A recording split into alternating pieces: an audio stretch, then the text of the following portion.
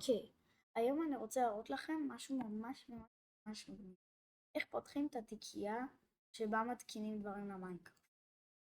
אוקיי, דבר ראשון, אתם הולכים פה לחיפוש, לחפש אצלכם, וזה מה שאתם כותבים, אחוז,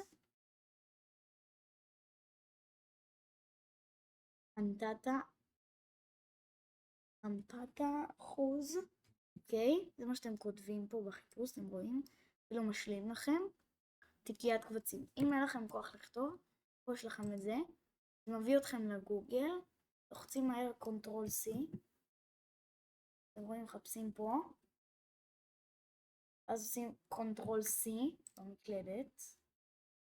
חוזרים לפה, כותבים קונטרול V. והנה התיקיית קבצים.